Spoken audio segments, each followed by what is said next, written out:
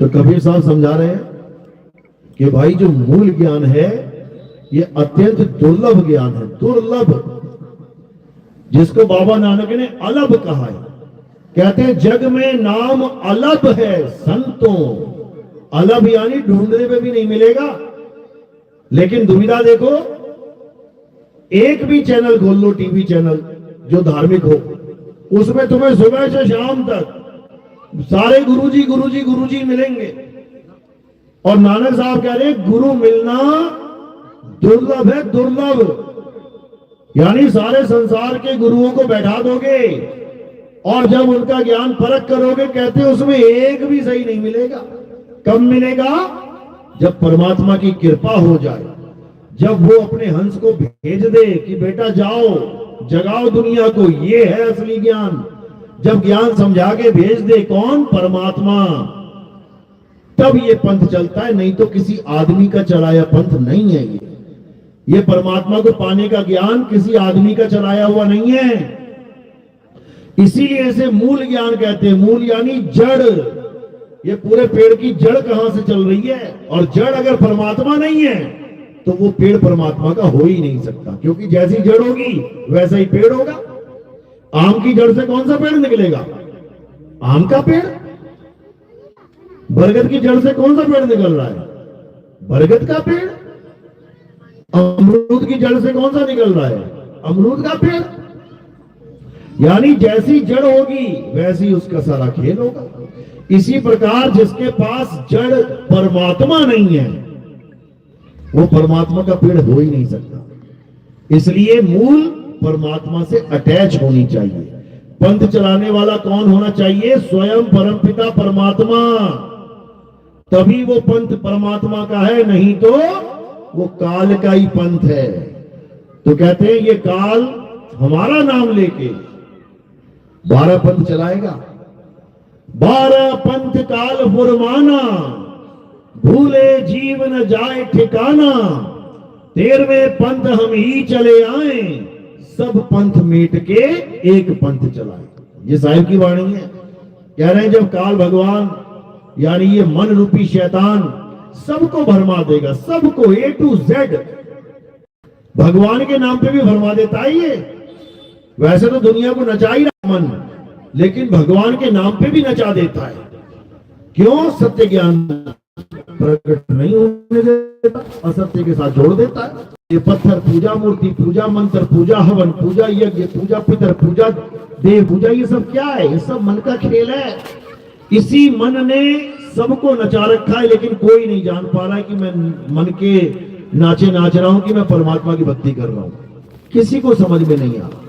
ये कब समझ में आता है? जब परमात्मा का भेजा हुआ कोई हंस आप तक पहुंचेगा, तब आपको एक एक बात समझ में आने लग जाएगी कि मन की भक्ति क्या होती है और परमात्मा की भक्ति क्या होती है। माया के लोग क्या होते हैं और परमात्मा का असली लोक क्या होता है। माया के लोग यानी ये स्वर्ग, नरक, ये अलख लोक, अगम लोक, अकह लोक, अनामी लोक, ये जितने भी लोक हैं ये क्या हैं?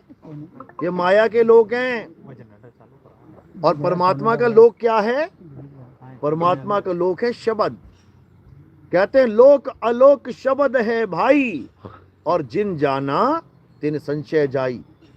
जनरेटर बंद मत करना, 1 घंटा चलने दो इसको, बीच में नहीं रुकना चाहिए। तो इसी को समझा रहे हैं कि जो असली ठिकाना है वो हमारा शब्द है। जो नकली ठिकाना है वो लोक है। ये देखो लोक, 3 लोक, सूरज चांद सितारे धरती आकाश पाताल। अगर तुम्हें ऐसे लोक मिल गए, अगर तुम्हें ऐसे स्थान मिल गए रहने को, धरती भी है, आसमान भी है, नदी भी है, नाले भी हैं, तो समझ जाना ये माया का लोक है। बड़े बड़े गुरु मिलेंगे तुम्हें ये बातें बताने वाले कि चलो सतलोक चलो। अब पूछो सतलोक है कैसा? कहते जैसा यहां है बिल्कुल वैसा ही वहां है। नकली माल है ये। ऐसा नहीं है सतलोक परमात्मा का, जहां पर धरती है वहां पे चबा के आ रहा है। अरे ये आम सेब संतरे काशी का खेल है। सतलोक का खेल नहीं है ये। तो इसलिए दोनों में भेद है, इस भेद को समझना है कि दोनों में क्या भेद है। जब संत का सत्संग मिलेगा तो सारा भेद खुल जाएगा। तो आज इसी भेद को समझना है। कहते हैं सोहंग ऊपर और है, सत सुकृत एक नाम। कह रहे सोहंग से ऊपर एक और है जो सत सुकृत नाम है। पवन पानी धरती ना आकाश, और नहीं वहां कोई गांव। वहां कोई गांव यानी गांव भी नहीं है कि वहां दुकान है, मकान है, धरती है, आकाश है। नहीं बस्ती नहीं गांव, यानी ऐसी बस्तियां नहीं है वहां पे कि तुम जाओगे वहां पे रहोगे, मकान बने हुए हैं, वहां पर गाड़ियां खड़ी हैं, हवाई जहाज खड़े हैं। बताओ, ऐसे ऐसे गुरु आ गए हैं जो जीवों को भरमाने में लगे हैं। और कबीर साहब क्या कह रहे हैं, कहां जाना है, कहां समाना है, वाणियों में सारा भेद खोल रखा है, लेकिन कोई समझे तो सही। कहते रहना नहीं देश बेगाना है। पहले तो ये समझ लो, जिस दुनिया में तुम रहते हो, जहां का तुम पानी पी रहे हो, जहां की तुम हवा ले रहे हो, तुम फल फूल खा रहे हो, ये अपना देश नहीं है, ये परमात्मा का देश नहीं है। यहां तो जीव जीव को खा रहा है। यहां बिना जीव को खाए तुम पेट नहीं भर सकते। ये दाल चावल, ये सब्जियां क्या हैं, ये बिना जीव के कुछ नहीं हो सकता इस दुनिया में। शेर हिरन को खा रहा है, बाघ बकरियां खा रहा है, ये क्या है, जीव जीव को खा रहा है। यानी खाना खाने के लिए भी कत्ल करने पड़ रहे हैं यहां पे। कौन मुक्त हो जाएगा? जितनी बार खाना खा रहे हो जीव हत्या लग रही है, कैसे मुक्त हो जाओगे? केवल एक ही तरीका है मुक्त होने का, और वो क्या है? अकर्ता होके करता हो जा। अकर्ता होके करता हो जा। करता तो है लेकिन अकर्ता होके, यानी दिल से ये भाव हटा देना है कि मैं कुछ खा रहा हूं, मैं कर रहा हूं। ना तुम कुछ खा रहे हो, ना ही तुम कुछ कर सकते हो। तुम अकर्ता हो तो खा कौन रहा है, कर कौन रहा है? हे अर्जुन, ये आत्मा अकर्ता है। इस दुनिया में होने वाला हर कार्य 5 तत्व, 25 प्रकृति, 3 गुण, मन और माया के द्वारा किया जाता है। ये देखो हाथ, ये किसने उठाया फूल को? तुम्हें लगेगा नितिन दास ने उठाया। क्यों? क्योंकि तुम 5 तत्वों को नितिन दास समझे बैठे हो। ये शरीर किसका बना है? 5 तत्वों का। नितिन दास नहीं है 5 तत्वों का। ये शरीर है, हाथ है, 5 तत्व, 3 गुण, मन माया की वजह से ये उठाया गया है। मैंने नहीं उठाया। आत्मा ना कुछ उठा सकती है ना बैठा सकती है। आत्मा किसी को छू भी नहीं सकती और आत्मा को कोई छू नहीं सकता। नैनम छिंदंती शस्त्राणी, आत्मा को कोई शस्त्र छू नहीं सकता, काट नहीं सकता। नैनम दहती पावका, आत्मा को आग जला नहीं सकती। ऐसी है आत्मा। लेकिन कोई इस भेद को जानता नहीं, तो अपने आप को कर्ता मान के बैठा, मैं कर रहा हूं, मैं कर रहा हूं, मैं कर रहा हूं। और ये भ्रम कौन पैदा करता है? ये मन पैदा करता है कि ये तू ही कर रहा है। सारे कर्म करने के बाद इस शरीर से, उसके बाद प्रायश्चित में बैठ जाते हैं, अरे बड़ा गलत कर दिया मैंने। अरे तूने कुछ किया ही नहीं। नानक साहब समझा रहे हैं, जब लग जानू मैं हूं करता, तब लग गर्भ जून में फिरता। जब लग जानू बैरी मीत, तब लग नीचल नाही जीत। कहते जब तक तू अपने आप को कर्ता मान के बैठा है, तुझे भोक्ता बनना ही पड़ेगा, कर्म भोगना ही पड़ेगा। जब जज पूछता हाँ भाई तुमने किया क्या ये काम, अगर वो कह दे, कह दी हाँ जज साहब मैंने किया है, उसको बचा नहीं सकता कोई। आप देखोगे कई ऐसे वकील होते हैं जिसके पास कोई आदमी जाता है और सब बता भी देता है कि मैंने ये गलती से हो गया जी, मुझसे कत्ल हो गया, मुझसे गलती से। तो वकील क्या कहता है, बेटा तूने भले कत्ल कर दिया है, तू मानियो मत, जज के आगे तू एक बार भी मत कहना कि तूने कत्ल किया। तूने एक ही लाइन बोलनी है बार बार, क्या बोलना है? जज साहब मैं निर्दोष हूं, मैंने कत्ल नहीं किया। जज साहब मैं निर्दोष हूं, मैंने कत्ल नहीं किया, बाकी मैं संभाल लूंगा, चिंता मत कर।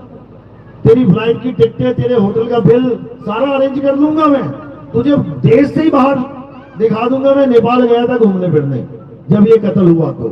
लेकिन तू मान मत जाना, अगर तू मान गया तो मेरे जैसे 100 वकील भी नहीं तुझे छुड़ा पाएंगे। इसीलिए बोला गया ना, तू कर ले गुरु वकील, मुकदमा भारी है। इतना भारी मुकदमा है। भारी क्यों बोला है? क्योंकि यहां पर तुम खुद कह रहे हो मैंने किया है। इतना भारी मुकदमा है ये। तुम खुद कह रहे हो हाँ मैं सुबह नाश्ता खा के आया हूं, हाँ मैं दोपहर का भोजन खाऊंगा, हाँ मैं रात का भोजन भी खाऊंगा। और तू खाएगा तो फिर पछता। हर काम तुम मान के बैठे, ये मैंने किया, मैंने किया, मैंने किया। अरे तूने कुछ किया ही नहीं आज तक। ये तुझे भरमाया जा रहा है कि तूने किया है। तू केवल दृष्टा है। ये देखो, मैं फूल को देख रहा हूं ना, उठा नहीं सकता, मैं दृष्टा हूं। उठाएगा कौन? ये 5 तत्व, ये 3 गुण, मन और माया। मन कहेगा तो ये हाथ उठाएगा, मन नहीं कहेगा इसको भी ना उठाता। तो केवल देख रहा है, हाँ हाथ ने उठा लिया, अरे हाथ ने मार दिया, अरे हाथ ने गोली चला दी। हम केवल दृष्टा हैं। जैसे कोई फिल्म दिखाई जा रही है मुझे, और मुझे क्या बताया जा रहा है? ये तू ही कर रहा है सब कुछ। अरे मैं देख रहा हूं, वो तो ये माया के द्वारा रहा है। ये सारे काम माया के द्वारा ही हो रहे हैं। जैसे सपना होता है, हम सपना देखते हैं और सपने में जो कुछ भी हमें दिखाया जा रहा है हम उसको मान लेते हैं। सपने में उठे कत्ल करके, क्या बोल रहे हैं? अरे मैंने किसी को गोली मार दी थी सपने में। समझो, सपने में गोली मार दी थी तो क्या करें? अब फांसी चढ़ा दें? चढ़ा दें फांसी? जैसे वो रात का सपना है वैसे ही ये दिन का सपना है। जैसे रात के सपने में हम कोई भी कांड करके आते हैं तो हमें लगता है यार मैंने किया है वो, लेकिन बुद्धि विवेक जाग जाता है कि नहीं यार वो तो सपना था। यहां पे बुद्धि विवेक नहीं जाग पाता। यहां भी जो कुछ चल रहा है ये सपना मात्र है, लेकिन इस सपने को हम असलियत मान लेते हैं, इसलिए दोषी करार हो जाता है। अब वकील क्या करेगा? वकील तुम्हें अकर्ता बना देगा। तुम्हारी फ्लाइट की टिकट, तुम्हारे होटल का बिल सब दिखा देगा। जज को कहेगा देखो जी मेरे बंदे ने कुछ नहीं किया, ये तो था ही नहीं यहां पे। तब जज क्या कहेगा? ठीक है भैया, सारे सबूतों और बयानों के तहत आपको बाइज्जत बरी किया जाता है। बस इसी प्रकार जो भेदी गुरु होता है वो इस भेद को अच्छे से जान रहा है कि इस जीव को मन और माया ने फंसा रखा है। बार बार बार बार ये घोषित करके कि तूने किया, तूने किया, तूने किया। समझो, अपनी अपनी डेट ऑफ बर्थ याद है सबको? किस दिन, कौन से दिन पैदा हुए थे आप याद है? हाथ खड़ा करो जिसको याद है डेट ऑफ बर्थ अपनी। एक, बस एक को याद है? 2, 3, 5, 7, 20, 25 सबको याद होगी। छोड़ो, यही सबसे बड़ा भ्रम है कि तुम पैदा हुए थे। अजन्मा कब से पैदा हो गया? यही सबसे बड़ा भ्रम है कि तुम पैदा हुए थे। और अगर ये भ्रम तुम्हारे अंदर है कि मैं पैदा हुआ था तो पक्का मरोगे, फिर तुम्हारी डेट ऑफ डेथ भी लिखी जाएगी। लेकिन मेरे भाई तुम अजन्मे हो, तुम अमर हो, ईश्वर अंश जीव अविनाशी। सारी उम्र बीत गई गाते गाते, और उसके बाद उसी अमर जीव का भोग करवा देती। ये जो मर गया, पापा मर गया मेरा, ये मेरी मां, अरे वो तो अमर था यार, मर कैसे गया? यही भ्रम है कि मैं पैदा हुआ हूं और मैं मर जाऊंगा। यही भ्रम है कि मैं सारे काम कर रहा हूं, कुछ भी नहीं करता मैं, कुछ भी। मैं केवल सपना देख रहा हूं, ये दिन का सपना, वो रात का सपना। बस दृष्टा हूं मैं, दृष्टा, इससे ज्यादा कुछ नहीं। तो कबीर साहब यही समझा रहे हैं, पानी में पानी मिला और मिला पौन में पौन। और मैं तो से पूछूं पंडिता, इनमें मरा कौन? कौन मरा इसमें? 5 तत्वों का चोला पहन लिया, और 5 तत्व का चोला उतार दिया। जिसने पहना उसी ने उतार दिया, चोला गिर गया जमीन पे, पहनने वाला थोड़ी नहीं गिर गया, वो फिर दोबारा पहन लेगा एक और। इसको नहीं समझ पाता कोई, पंडित जी को नहीं समझ में आ रहा, जो ये बाणियां गाता फिर रहा है, ईश्वर अंश जीव अविनाशी। उसको पूछो अविनाशी कब से मर गया भाई, तू किसका भोग लगता, तू किसकी तेरवी कर रहा है? जो मर गया उसकी तेरवी होती है, मरा कौन? शरीर। बताओ, शरीर की तेरवी कर रहा है, और जीव अमर है, उसको जानता तक नहीं। तोता पिंजड़े में से उड़ गया, तोता तो उड़ गया 6 बजे, और अगले दिन पिंजड़े को जला के कह रहे हैं कि इसकी मुक्ति हो जाएगी। किसकी? पिंजड़े की। पिंजड़े की मुक्ति करवाएगा मंत्र मार के। अंतिम संस्कार तोते का करना था कि पिंजड़े का? तोता तो पहले ही उड़ गया, और पिंजड़े को 4 लोग लेके जा रहे, राम नाम सत्य, राम नाम सत्य। उसके बाद पिंजड़े के मुंह में डाल के घी उसको जला देते, कहते हैं मुक्ति हो गई। किसकी? तोते को तो पकड़ ना पाए, जिसकी मुक्ति करवानी थी। जीव की मुक्ति चाहिए ना, जीव तो पहले उड़ गया, और मुक्ति करवा रहे हैं पिंजड़े की।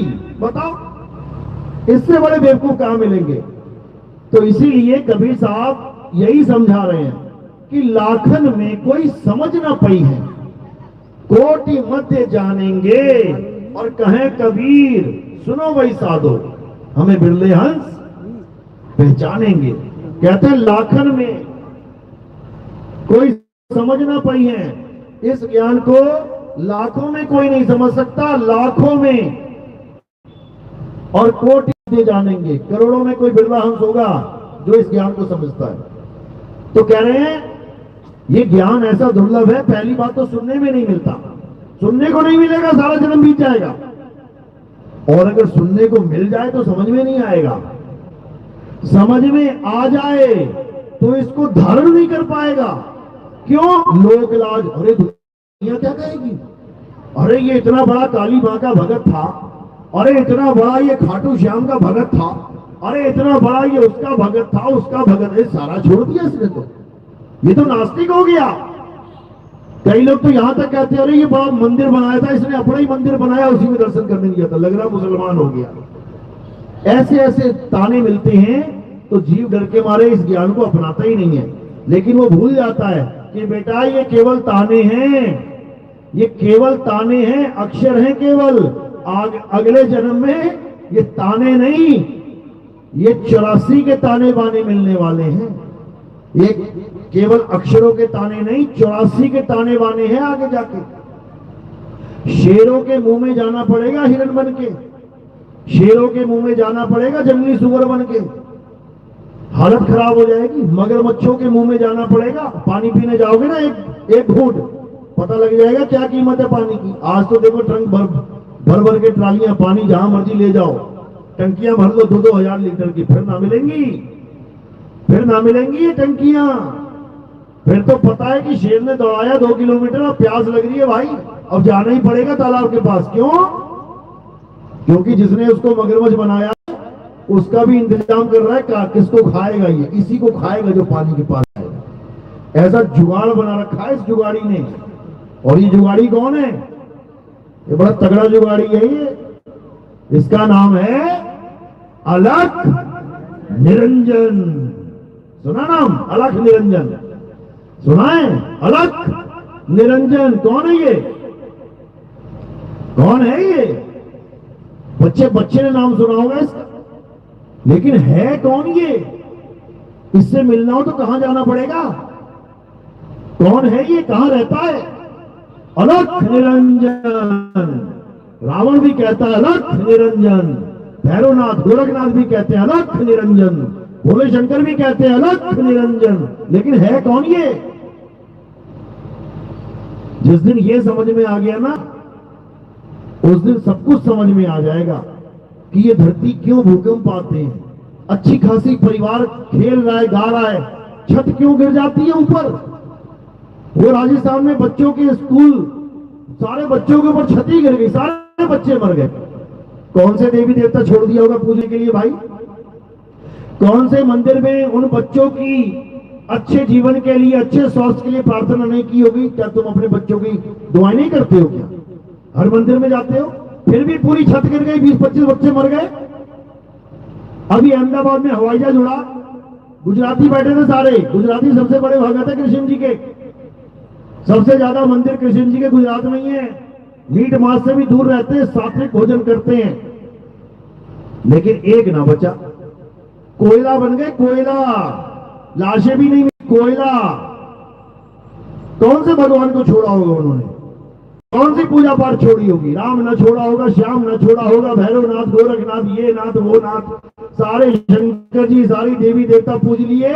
और बाद में क्या मिला? एक दर्दनाक मौत, एक दर्दनाक मौत। तुम में से मरना चाहेगा कोई हवाई जहाज के एक्सीडेंट में? कोई ट्रेन में मरना चाहेगा? दो ट्रेन टकरा जाए आपस में, डूब के कौन मरना चाहता है? हाथ खड़ा करो। जल के कौन मरना चाहता है? हाथ खड़ा करो। एक्सीडेंट में टुकड़े टुकड़े हो जाए, ऐसी मौत किसको चाहिए? हाथ खड़ा करो, बताओ। अरे ऐसी मिलने वाली है।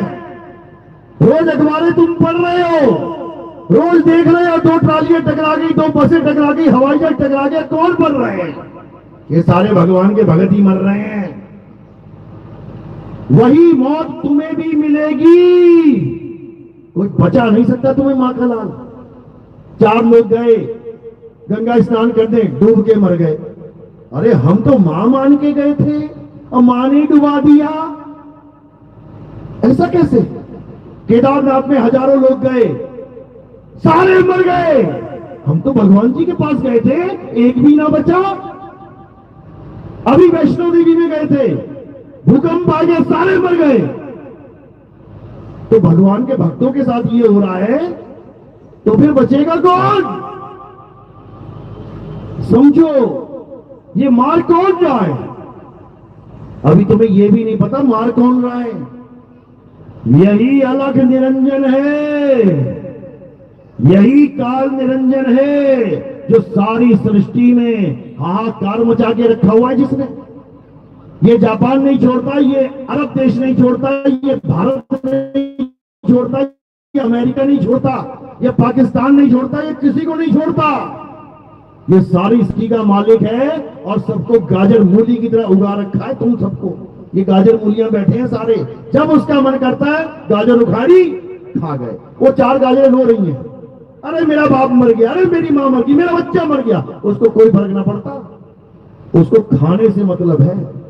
तो कबीर साहब समझा रहे हैं, 3 लोक एक जेल है, पाप पुण्य 2 जाल, सारा जग भोजन बना, खाने वाला काल। कौन है ये काल? कौन है ये काल? जिसने किसी को नहीं छोड़ा। अरे तुम्हारी घरवाली छोड़ो, शंकर जी की घरवाली नहीं छोड़ा, उसको नहीं छोड़ा। 6 महीने लेके घूम रहा है, अरे कोई जिंदा कर दो भाई, कोई जिंदा कर दो। विष्णु जी आ गए, वो भी जिंदा ना कर पाए, चक्कर मार के 9 टुकड़े कर दिए। वो तो कहीं भी करवा लेता, वो 9 टुकड़े ही कर देते, कहीं करवा लेता भाई। समझो, किसी को नहीं बख्शा जाएगा। सब काल के मुंह में बैठे हैं, काल के मुंह में ही जाएंगे। अगर इस काल को अच्छे से देखना है, समझना है, तो गीता पढ़ो, अध्याय 11 पढ़ो। अर्जुन को दिखाया जाता है ये काल का रूप। जब अर्जुन देखता है ऊपर आसमान में विराट रूप देखता है, तो वहां क्या दिखाया जाता है? बड़े बड़े दांत, बड़ी बड़ी विशाल आंखें, बड़े बड़े मुंह से आग निकल रही है, सारे लोग उड़ते हुए जा रहे हैं उसके मुंह में, सारी दुनिया के लोग उड़ उसके मुंह में जा रहे हैं, और वो सबको चूरा बना रहा है, चूरा। अर्जुन कह रहा है, महाराज कौरवों की यानी अधर्मियों की सेना तो आपके मुंह में जा ही रही है, हमारी सेना भी तुम्हारे मुंह में जा रही है। तुम तो धर्म की रक्षा करने के लिए आते हो और धार्मिक ही नहीं छोड़ रहे तुम तो बंदा कोई। बोल रहे हो यदा यदा ही धर्मस्य ग्लानिर्भवति भारत अभ्युत्थानम् अधर्मस्य तदात्मानम् सृजाम्यहम्। जब जब धर्म की हानि होती है, जब जब अधर्म का बोलबाला होता है, तब तब मैं धार्मिक पुरुषों की रक्षा के लिए आता हूं। ले लो, रक्षा करवा लो। वो सारी सेना उसके मुंह में जा रही है। अर्जुन हाथ जोड़े याद कर रहा है, अरे हमारे वाले तो छोड़ दो, कौरवों को खा गए, हमारे वाले तो छोड़ दो।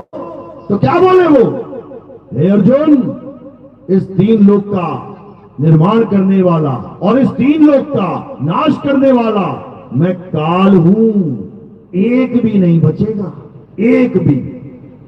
इसका मतलब ये नहीं कि पांचों बच जाएंगे, वो पांचों भी चले गए काल के मुंह में, वो भी नहीं बचे।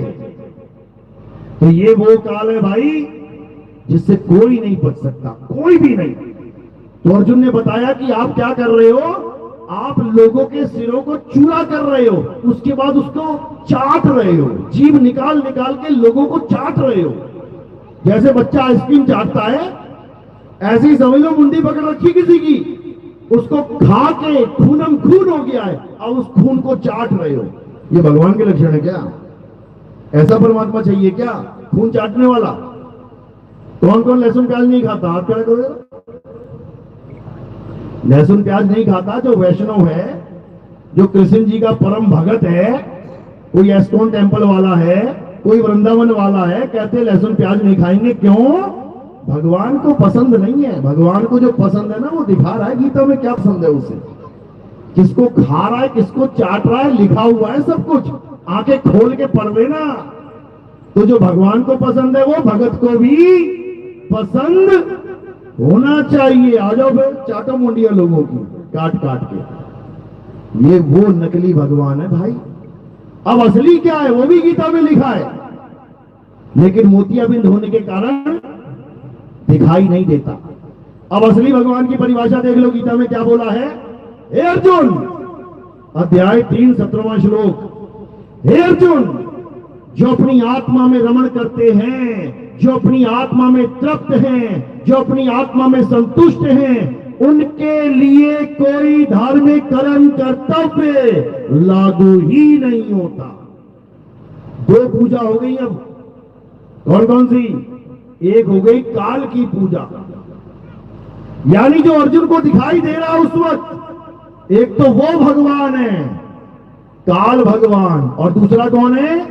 हे अर्जुन, ये आत्मा अजन्मा है, नित्य है, शाश्वत है, पुरातन है, ये आत्मा ही सत्य सनातन है। अब ये दूसरा भी आ गया है, आत्मा।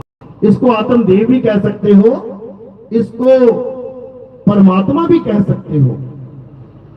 अब दोनों की पूजा कौन कर रहा है? उसको जीव कहते हैं। ये जीव या तो काल भगवान की पूजा करेगा, ये जीव या तो परमात्मा की पूजा करेगा, आत्मदेव की पूजा करेगा। इन दोनों के अलावा तीसरी कोई पावर नहीं है, या तो काल या दयाल, या तो नरभक्षी या फिर दया का समुंदर जो किसी को नहीं भक्षण करता। नरभक्षी क्यों बोला है? क्योंकि आदमी खाता है नरभक्षी, लेकिन परमात्मा किसी को नहीं खाता। वो क्यों खाएगा? उसके बच्चे, अपने बच्चों को भी खाएगा कोई क्या? तुम 100 बकरे खा जाओगे, क्यों? किसी और का बच्चा है। तुम 100 मछलियां खा जाओगे, क्यों? किसी और का बच्चा है। अरे तुम 100 गाय बछड़े खा जाओगे, मुसलमान खा लेते हैं, क्यों? किसी और का बच्चा है। अपने बच्चे को खा के दिखा जा, खा के दिखा कितना बड़ा नरभक्षी है, तो खा के दिखा अपना बच्चा। नहीं खा सकता। जब आदमी अपना बच्चा नहीं खा सकता तो परमात्मा क्या इतना बड़ा निर्दयी है जो अपने बच्चों को खाएगा? दूसरों के बच्चे को खा सकते हैं हम, अपने बच्चे को नहीं खा सकते। तो भैया हम उसी का अंश है, जैसे उसका गुण है वैसे हमारा गुण है। वो भी अपने बच्चों को नहीं खाता, वो तो अपने बच्चों को तारता है, अपने बच्चों को इस बंधन से छुड़ाता है। इसीलिए उसका नाम बंदी छोड़ है। इस काल भगवान ने सबकी डेट ऑफ एक्सपायरी दे रखी है। दवाई लेने जाते हो ना, मैन्युफैक्चरिंग और एक्सपायरी दोनों पकड़ा देते हैं तुम्हें, बेटा यह बनी है और यहां खत्म हो जाएगी। बिल्कुल उसी तरह अविनाशी की डेट ऑफ बर्थ और डेट ऑफ डेथ ये काल भगवान निर्धारित करके भेजता है इस दुनिया में, जिसको विधि का विधान कहते हैं। ये तो विधि का विधान है जी, पैदा हुआ मरेगा। अरे जो पैदा ही नहीं हुआ वो कैसे मरेगा? कौन पैदा नहीं होता? ये आत्मा कभी पैदा नहीं होती, समझो। और तुम आत्मा हो, शरीर नहीं हो। तुम अपने आप को मान बैठे हो शरीर। मैं आदमी, मैं औरत, मैं बच्चा, मैं बूढ़ा, मैं जवान। ये हमारे कपड़े हैं, ये शरीर। किसी को आदमी के कपड़े पहना दिए, किसी को औरत के कपड़े पहना दिए। आदमी के कपड़े पहन के ये जीव अपने आप को आदमी समझने लग गया, औरत के कपड़े पहन के ये जीव अपने आप को औरत समझने लग गया। और ये आदमी और औरत क्या है? मात्र कपड़े। ये कपड़े मिले तुम्हें पहनने को, एक दिन ये कपड़े तुम उतार दोगे, यही पड़े रह जाएंगे ये दोनों कपड़े। एक की मां मर गई, एक का बाप मर गया। औरत का कपड़ा भी यही पड़ा है, जला दो इसको, दफना दो इसको। और आदमी का कपड़ा यही पड़ा है, जला दो इसको, दफना दो इसको। लेकिन ना तो वो मां मरी जो मां बनी बैठी थी, और ना ही ये बाप मरा जो बाप बना बैठा था। ये कहां चले गए? इनका स्वर्गवास नरकवास हो गया। स्वर्गवास का मतलब होता है इस शरीर को छोड़ के कहां वास करना? स्वर्ग में वास करना। तो कोई वास करने गया होगा ना वहां पे। जो वास करने गया है वहां पे तो मरा थोड़ी नहीं है। मरा आदमी भी कहीं वास करता है क्या? वास तो जिंदा आदमी करता है। तो वो जीव इस शरीर में वास करता था, ये शरीर छोड़ के स्वर्ग में चला गया तो स्वर्गवासी हो गया, नरक में चला गया तो नरकवासी हो गया। मरा कौन? मरा कौन? अगर पिता मर जाता तो स्वर्ग में कौन जा रहा है? अगर मां मर जाती तो नरक में कौन जा रहा है? जिस दिन ये समझ में आ गया उस दिन सब कुछ समझ में आने लग जाएगा। तो कबीर साहब यही समझा रहे हैं और यही किसी को समझ में नहीं आ रहा। तो कह रहे साहेब, हम ना मरिब मरिब संसारा, हमको मिला जियावन हारा। कहते हैं हम ना मरिब, अब हमारी मौत नहीं हो सकती। मरिब संसारा यानी सारा संसार मर जाएगा, हम नहीं मरेंगे। संसार में क्या आता है? 5 तत्व। आंख खोल के देखो, चारों तरफ तुम्हें 5 तत्व फैले मिले हुए हैं। यही 5 तत्व ये शरीर भी है। तो ये संसार और ये संसार एक ही है, अलग मत समझना। प्रकृति जो बाहर दिख रही है वही प्रकृति ये है। 5 तत्व 3 गुण जो बाहर दिख रहे हैं वही 5 तत्व 3 गुण ये हैं। इसी को 5 और 3 को 8 अंगी कहते हैं। 8 अंग है संसार के। प्रकृति 8 अंगों वाली है, कि उसको अष्टांगी भी कहते हैं। अष्टांगी कितने हाथ हैं दुर्गा जी के? कितने हाथ वाली हैं? 8 हाथों वाली कहते हैं उसको। यानी 8 अंग हैं उसके। अष्टांग कौन कौन से? 5 तत्व 3 गुण। 3 गुण यानी पैदा होना, पलना, मर जाना। बाहर जितनी भी चीजें दिख रही हैं पैदा हो रही हैं, पल रही हैं, मर जा रही हैं। ऐसे ये काया भी त्रिगुणी है, पैदा हो रही है, पल रही है और मर जाएगी। तो 5 तत्व 3 गुण ही ये काया सृष्टि है। अब क्या करना है? अब इस 8 अंग की माया से परे होना है। गीता में साफ लिखा है, हे अर्जुन, जो अपने आत्म स्वरूप को जान लेते हैं, जो आत्मा को पहचान लेते हैं, वो मेरी दुष्कर माया से पार हो जाते हैं। दुष्कर बोला है, दुष्कर यानी इतनी प्रबल माया है, न्यारी। इसीलिए आत्मा को गुणातीत कहते हैं, मायातीत कहते हैं, मनोतीत कहते हैं। इसीलिए उसको शब्दातीत कहते हैं, अक्षरातीत कहते हैं। यानी वो शब्दों और अक्षरों से भी परे है। कोई गलती से ये ना सोचे कि आत्मा पाने के लिए, परमात्मा पाने के लिए हमें अक्षर जाप करने पड़ेंगे, मंत्र जाप करने पड़ेंगे। समझो, नहीं करने पड़ेंगे, छोड़ने पड़ेंगे। जो नाम तुम जपते हो वो छोड़ने पड़ेंगे। जो पूजा पाठ तुम करते हो छोड़नी पड़ेगी। जो मंदिर, मस्जिद, गुरुद्वारा, चर्च तुम भगवान को दर्शन करने के लिए सोचते हो कि दर्शन करने जा रहे हैं भगवान के, छोड़ने पड़ेंगे। क्योंकि भगवान किसी मंदिर मस्जिद गुरुद्वारे में नहीं रहता। वहां क्या होता है, वहां भगवान की प्रतिमा होती है, प्रतिमा। जैसे तुम दिल्ली में रहते हो लेकिन तुम्हारी फोटो कोई एमपी में लगा के बैठा है, कोई पंजाब में लगा के बैठा है, कोई बिहार में लगा के बैठा है और मंदिर भी बना दिया तुम्हारे नाम का। और इसका मतलब ये थोड़ी नहीं कि तुम वहां बैठ गए जाके, तुम्हारा घर कहां पे है, दिल्ली में है। अब तुमसे मिलना है तो दिल्ली जाना पड़ेगा, जहां फोटो लगी है वहां थोड़ी नहीं मिल लोगे। वो तो तुम्हारा प्रतीक मात्र है। हर गली में लगा लो फोटो, हर गली में बने हैं मंदिर, इसका मतलब क्या सारे भगवान मंदिर गली में ही है क्या? सारे भगवान अगर गली के मंदिरों में है तो मेरे भाई वहां चोरियां क्यों हो रही हैं, मंदिरों के ताले क्यों टूट रहे हैं? अरे गल्ला ही तोड़ के ले जाते हैं। गल्ला छोड़ो, भगवान को उठा के ले जाते हैं। किडनैप हो गया भगवान, फिर थाने में जाके रिपोर्ट लगाओ तो भगवान को उठा के ले गए। अब पुलिस वाले ढूंढ रहे हैं भगवान को, कहां ले गया, कहां ले गया, कहां ले गया। ऐसा भगवान है क्या? ऐसा भगवान नहीं है। जो तुम्हें विश्वास दिलवा रहे हैं कि भगवान है मंदिर में, वही पंडित जी ताला लगा के 4 बार खींच के देखते हैं लगा कि नहीं लगा सही से। उनको ताले पे भरोसा है, भगवान पे भरोसा नहीं है, समझो। नहीं तो तुम भी कर लेना भरोसा भगवान पे। 4 बड़ी बड़ी मूर्तियां ला के रख देना दरवाजे के सामने और चले जाना बिना ताला लगाए 1 हफ्ता घूमने के लिए, देख लेते हैं हो जाएगी रक्षा। सारा मकान खाली मिलेगा 2 दिन बाद। तो मेरे भाई, अगर जड़ वस्तु को भगवान मानना, ताला भगवान है उस वक्त। ये ताला ही बचा रहा है तुम्हारे घर को। पत्थर की मूर्तियां नहीं बचा सकती। जो अपने मंदिर को नहीं बचा पा रही है, तुम्हारे घर को क्या बचाएंगे? समझ लो। हाँ, सांकेतिक ज्ञान अच्छा है कि भगवान नाम की कोई चीज है भाई, ये मंदिर बना दिया है ताकि तुझे आते जाते ये दिल में रहे, ध्यान में रहे कि भैया भगवान को पाना है। गली में मस्जिद बना दी, अच्छी बात है, आते जाते तुम्हें याद रहे कि अल्लाह नाम की भी कोई चीज है, उसको पाना है।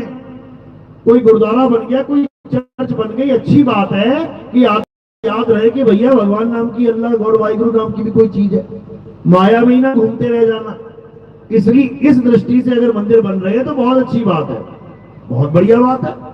लेकिन कहो कि मंदिर में भगवान को बांध लिया गया है, दरवाजे बंद तो भगवान बंद, दरवाजे खुल गए तो भगवान के दर्शन शुरू, ये काम नहीं है भाई। ये तो भ्रम वाला काम है। कबीर साहब जोरदार खंडन करते हैं इसका। कहते हैं पाथर पूजे हरि मिले तो मैं पूजू पहाड़। कहते छोटा सा पत्थर घड़ के ले आए तुम और उसकी मूर्ति बना दी। जिस पहाड़ से ये पत्थर लेके आए थे, सोचो वो कितना बड़ा है। अगर उस पहाड़ का छोटा सा पत्थर भगवान बन गया तो पूरा पहाड़ ही भगवान है। मैं तो पहाड़ी पूज लेता हूं।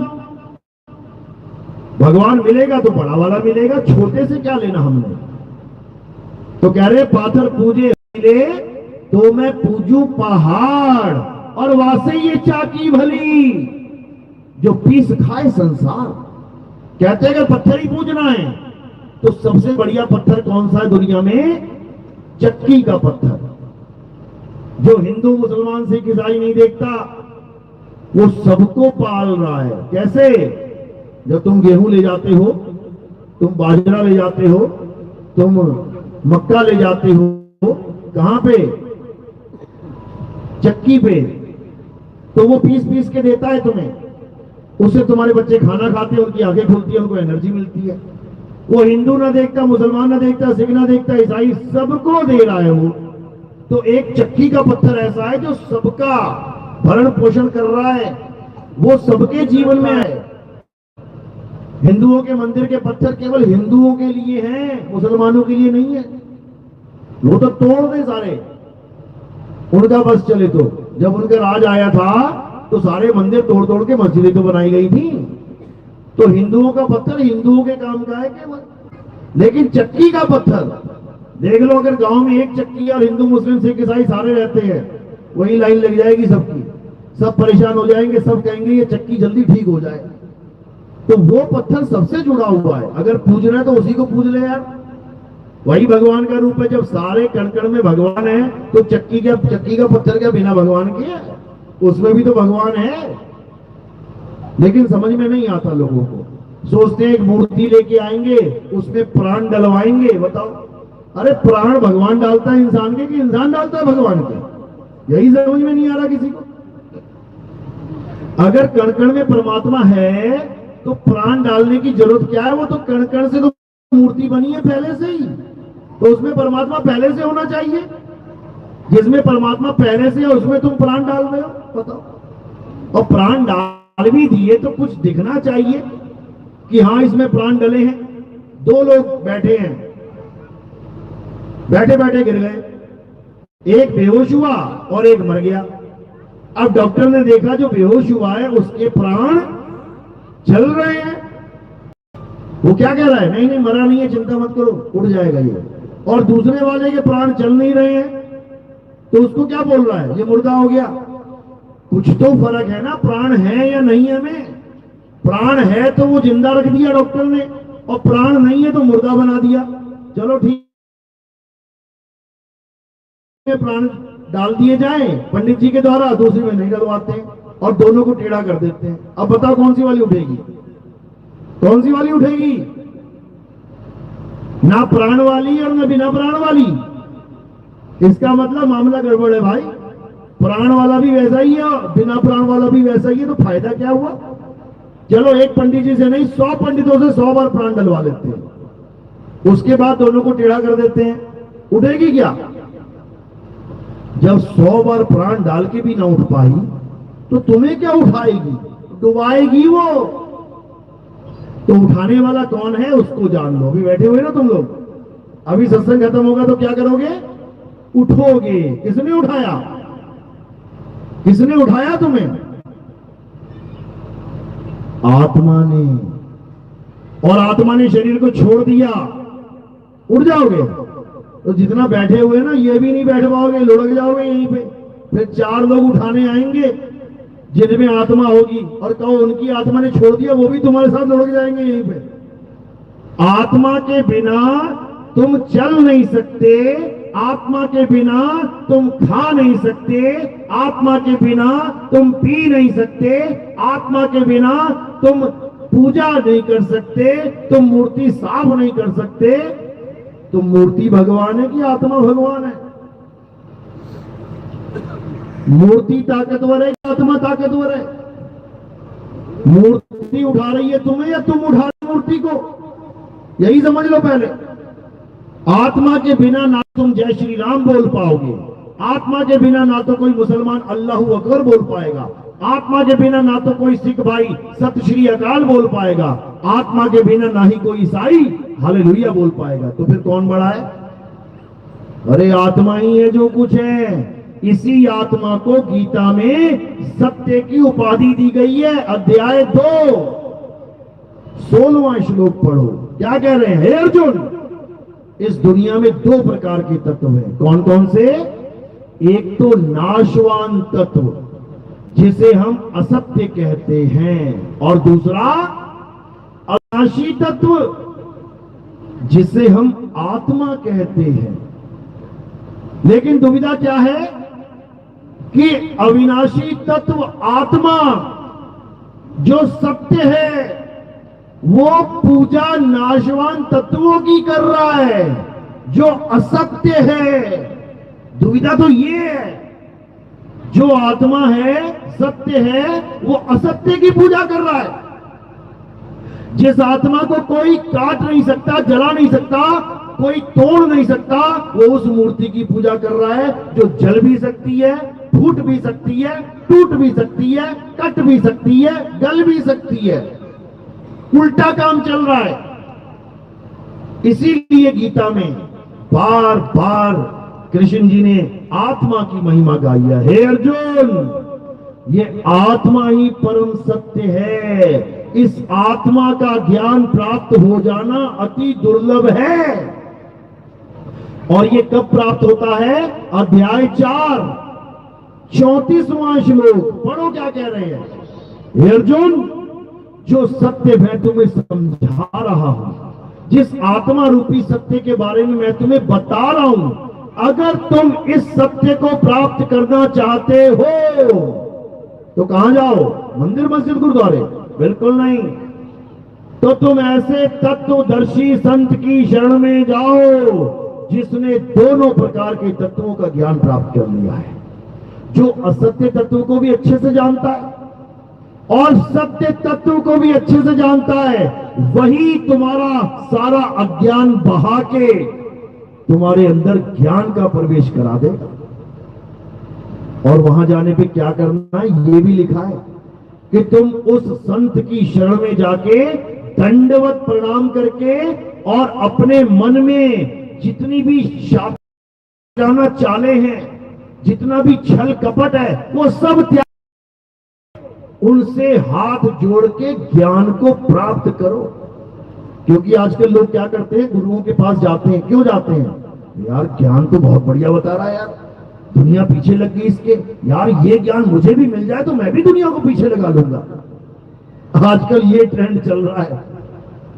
लेकिन वो थ्योरी पार्ट तो अच्छे से समझ लेगा, लेकिन प्रैक्टिकल में ठन ठन गोपाल रहेगा। क्यों? छल कपट आ गया उसके अंदर। छल कपट को किनारे रखना है। अर्जुन छल कपट वाला नहीं था। अर्जुन क्या छल कपट वाला आदमी था? बिल्कुल भी नहीं। वो तो कह रहा था 5 गांव भी नहीं चाहिए यार। वो तो ऐसा था कि कहता मैं 5 गांव भी नहीं चाहिए, मैं अपने भाइयों का, जबकि दुश्मन बने हुए हैं, उसकी बीवी को निर्वस्त्र भी कर दिया उन लोगों ने, फिर भी वो अर्जुन उन पर दया कर रहा है। तुम्हारी घरवाली को कर दिया ना किसी ने चौक पे निर्वस्त्र, तुम सारी उम्र यही सोचोगे कैसे गर्दन रेत दूं इसकी, मैं कैसे इसको जहर खिला दूं, कैसे इसको गोली मार दूं। और अर्जुन क्या कह रहा है कि भले इन 100 भाइयों ने मिलके मेरी घरवाली को कपड़े उतार दिए उसके, लेकिन फिर भी वो कह रहा है मुझे नहीं चाहिए 5 गांव, मैं इनका कत्ल नहीं करूंगा। धर्मात्मा है वो। उस तक को कृष्ण जी कह रहे हैं तू छल कपट रहित होके जाना गुरु जी के पास। क्यों? क्योंकि सबके अंदर एक शिकारी बैठा हुआ है। सबके अंदर एक शिकारी बैठा हुआ है और उसका नाम क्या है? अलख निरंजन। ये मन, ये शातिर है भाई, सबके अंदर बैठा है, सबकी दुकान वही चला रहा। ये तुम्हें लग रहा है कि तुम अपने मन से जी रहे हो, तुम अपने आप से जी रहे हो।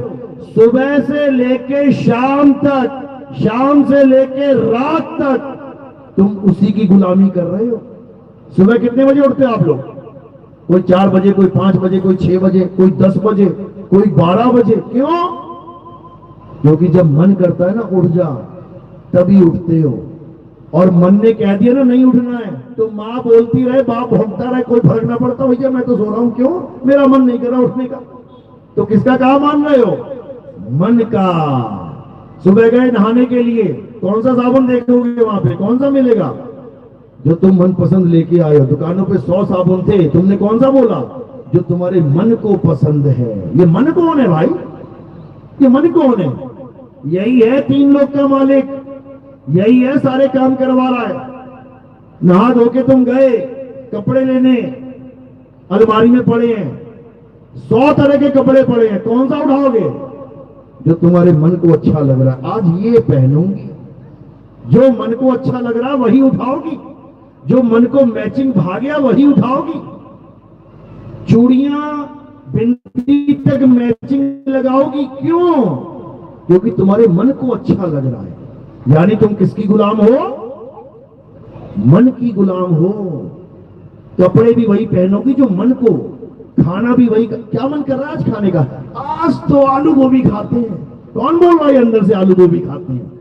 ये मन कह रहा है। और मनपसंद सब्जी ना बनी हो, तुझे कितनी बार कहा ये नहीं बनाना है। क्यों? मेरे मन को अच्छी नहीं लगती। ले बेटा, लठ बज गए वहां पे। तो सारा खेल किसका है? इसी मन का है। और ये मन ही 3 लोक का राजा है। इसकी घरवाली कौन है? मन के साथ किसका नाम जोड़ते हैं? आप देखोगे पति पत्नी के नाम चलते हैं, प्रेमी प्रेमिका के नाम चलते हैं। राम सीता, कृष्ण राधा, शिव पार्वती, मन माया। कहते ना ये मन माया की नगरी है भाई, ये घरवाली है इसकी माया। और पति कौन है? मन। इसी से तुम्हारी जंग होगी।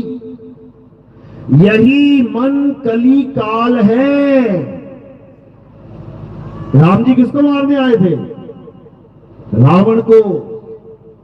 कृष्ण जी किसको मारने आए थे? कंस को। कल्कि किसको मारने आएंगे? कल्कि भगवान, कल्कि अवतार सुना है नाम की नहीं? किस किसने सुना? हाथ खड़े करो जरा। कल्कि अवतार किसको मारने आएंगे? ये कली काल को। रहता कहां है ये सब घटों में रहता है। हर शरीर के अंदर बैठा हुआ है कली काल। सबकी गाड़ी का स्टीयरिंग उसी के हाथ में है। वो दाएं मोड़ता है तो दाएं मुड़ जाते, वो बाएं मोड़ता है बाएं मुड़ जाते। आज जेलें भरी पड़ी हैं किसके कहने पे? कली काल के कहने पे। जज कहता है क्यों मारा तुमने इसको? अरे इसने ऐसा बोल दिया, मेरा मन करे कि खत्म कर दूं, और कर दिया।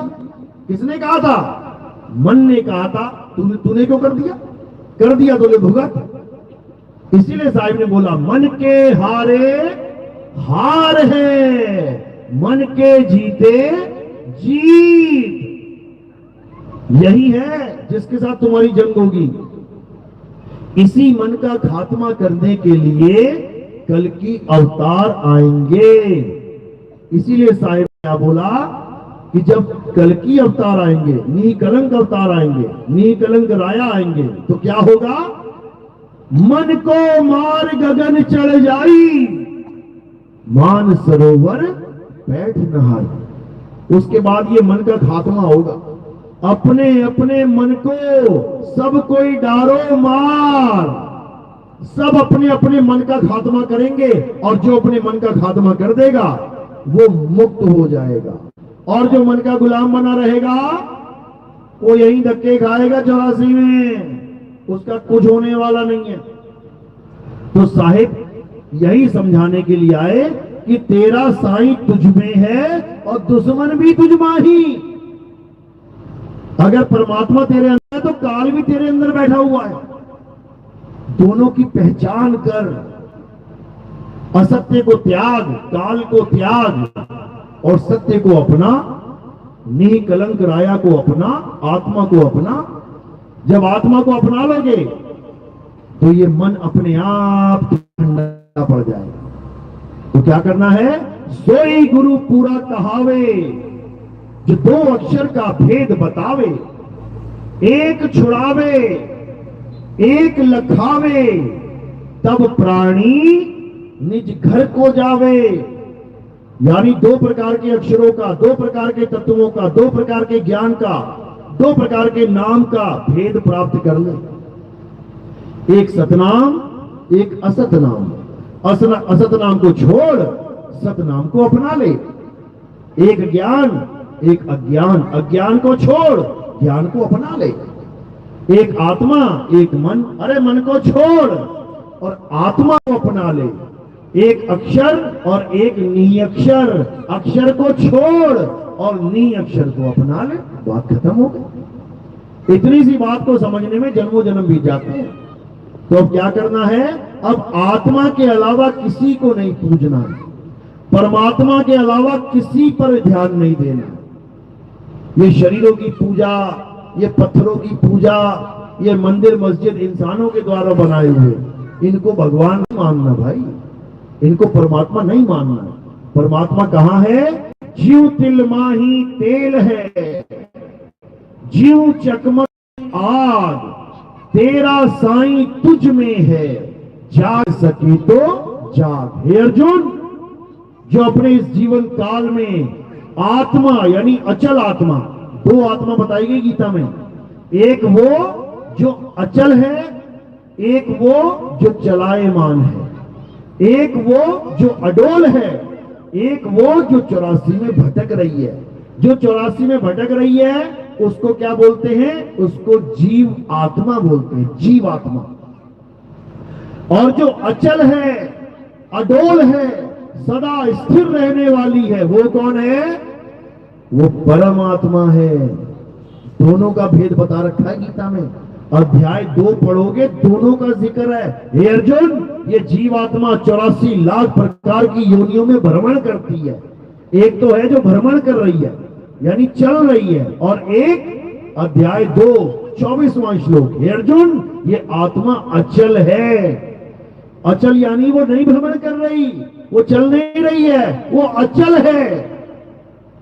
जिसके लिए गरीबदास जी महाराज समझा रहे हैं, सतगुरु के लक्षण कहूं अचल विहंगम चाल, हम अमरापुर ले गए ज्ञान सबद सरघाल।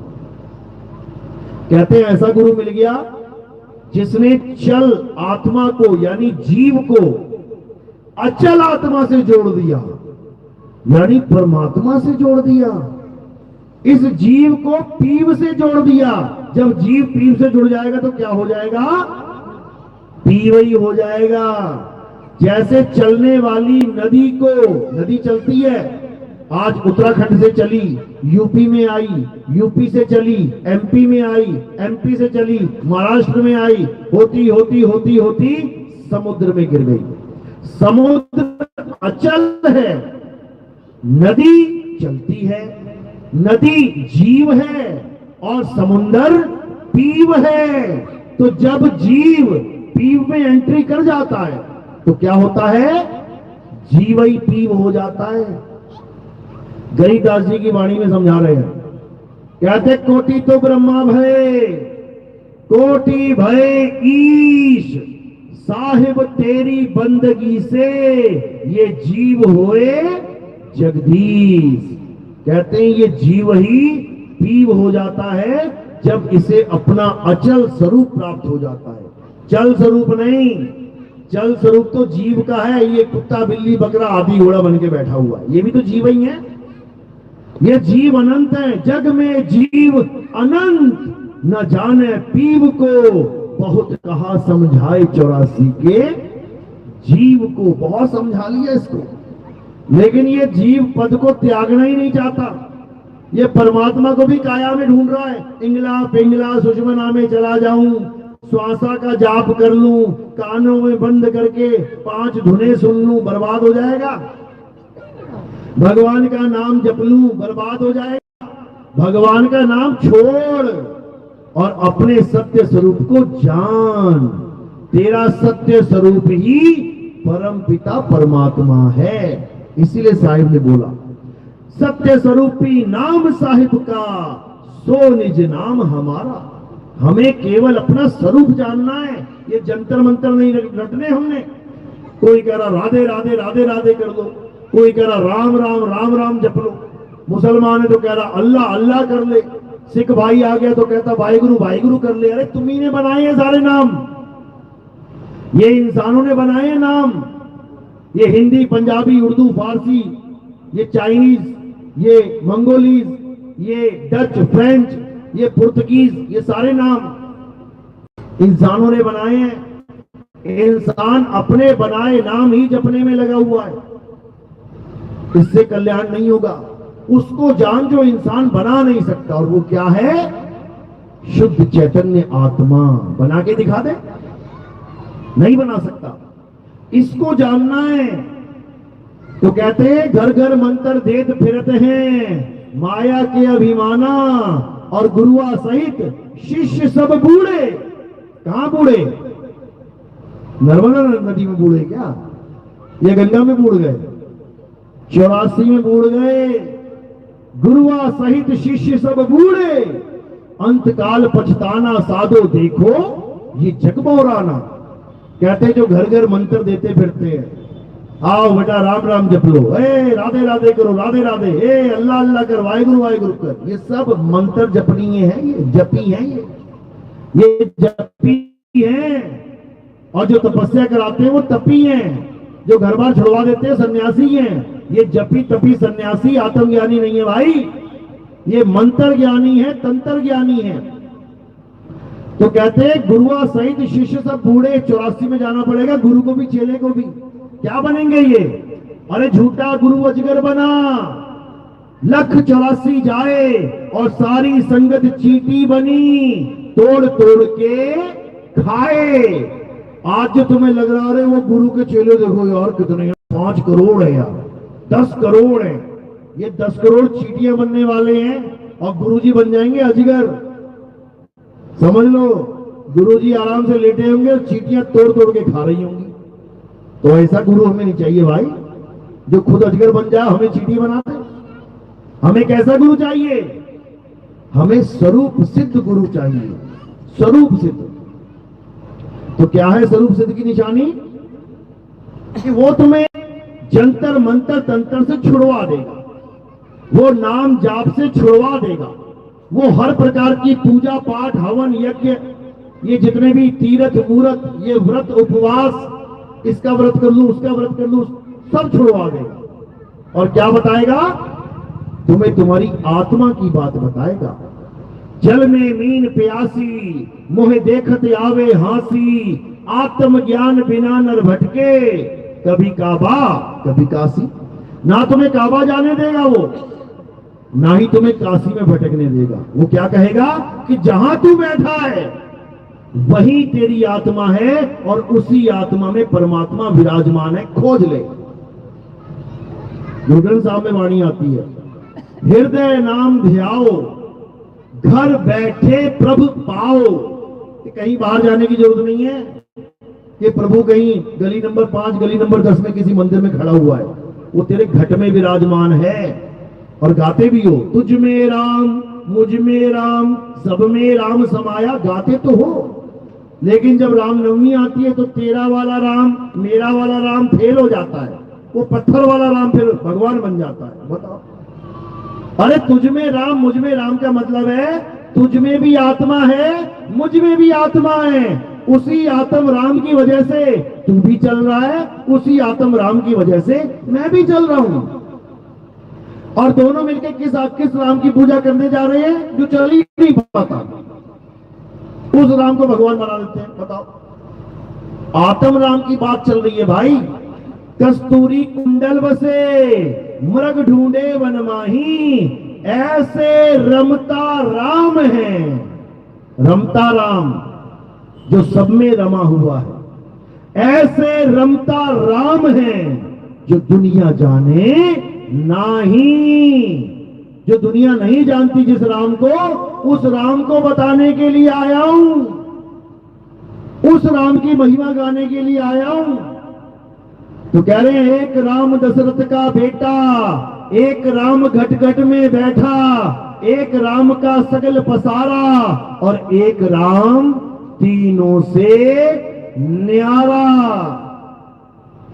उस चौथे राम का भेद बताने आया हूं, ताकि सबको अपना असली राम मिल जाए। असली राम जो रमता राम है, जो सबके स्वरूप में विराजमान है। समझ जाओ। तो कहते हैं, गुरुआ तो घर घर फिरे, कौड़ी केर 50। अभी तुम भंडारा लगा दो और हल्ला मचवा दो कि जी हम बहुत बड़ा संत सम्मेलन करने जा रहे हैं, जो भी संत आएंगे उसको 10-10 हजार रुपए विदाई मिल जाएगी। 10-10 हजार रुपए विदाई देंगे उसको। फिर यहां तुम भीड़ देखना भैया, इतने भगत नहीं बैठे होंगे जितने तुम्हें संत ही संत दिखेंगे। क्यों? विदाई 10 हजार रुपए मिलने वाली है। समझो। कहते हैं, गुरुआ तो घर घर फिरे, कौड़ी केर 50। एक एक कौड़ी में 50-50 गुरु आके बैठ जाएंगे। अपने रूप की खबर नहीं, शिष्य करण की आस। कहते हैं, अपने रूप की खबर नहीं। उस गुरु को अपने रूप का कोई ज्ञान नहीं है कि वो आदमी है कि औरत है कि आत्मा है। चेले मूंढने में पूरा जन्म लगा दिया उसने, चेले बनाने में लगा दिया, अपनी फोटो खिंचवा खिंचवा के आगे देसी घी के दिए लगवा दिए उसने। अब वो ये भी नहीं जान पाया कि जिसके आगे देसी घी का दिया लगा है वो मेरा स्वरूप है भी कि नहीं। ये 5 तत्वों का स्वरूप, ये 5 तत्वों का शरीर क्या नितिन दास है? क्या मैं ये 5 तत्वों का हूं? ये तो मैंने मां के गर्भ में से लिया और यहां मां के गर्भ में छोड़ जाऊंगा। ये गर्भ ही है मां का, ये धरती भी मां का गर्भ है। ये बॉडी कहां चली जाएगी? ये मां के गर्भ में समा जाएगी। गर्भ से निकले और गर्भ में बॉडी को छोड़ दिया। मैंने गर्भ से धारण किया शरीर, गर्भ में छोड़ दिया। तो मैं कौन हूं और शरीर कौन है? जब दोनों स्वरूपों का यहाँ ज्ञान हो जाएगा, एक नकली स्वरूप, ये काया स्वरूप नकली है, इसी की फोटो खिंचवा खिंचवा के जो आरती करवा रहा है वो जानता ही नहीं कि वो है ही नहीं। करंट और पंखे वाला हाल है, पंखा किससे चल रहा है? करंट से, लेकिन करंट को ही नहीं पता मैं करंट हूं। वो अपने आप को कह रहा मेरी आरती करो, पंखे की फोटो लगवा के उसकी आरती करवा रहा है, क्योंकि वो जानता ही नहीं कि वो करंट है। यहाँ पर आरती तो यहाँ भी होगी अभी, लेकिन वो आरती काया की आरती नहीं होगी। काया की आरती से खेल खत्म कर देना है और आत्मा की आरती में खेल शुरू कर देना है। इसी को बोला गया गुरु ग्रंथ साहब में, आत्म देव पूजिए। अभी पूजा चलेगी आत्म देव की, देखना कैसे होती है।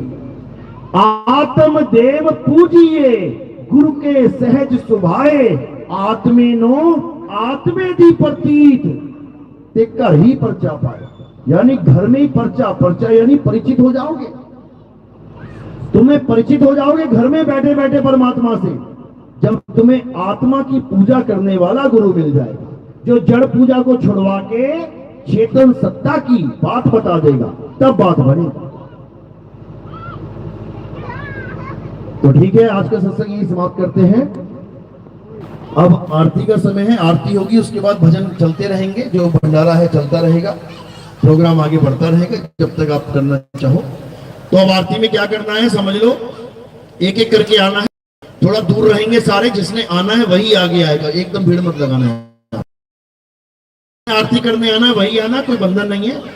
क्या करना क्या है, ये फूल लेने थोड़े से, थाली में फूल होंगे, ये फूल कहाँ रखने हैं आपने? ये मेरे सिर के ऊपर रख देने। अब ये सिर के ऊपर क्यों रखे? क्योंकि पैर के अंगूठे से लेके सिर की चोटी तक ये क्या दिखाई दे रहा है बीच में? नाशवान शरीर, जो मैं नहीं हूं। अब क्या करना है? अब ये फूल कहां समर्पित करने हैं? नाशवान काया से परे।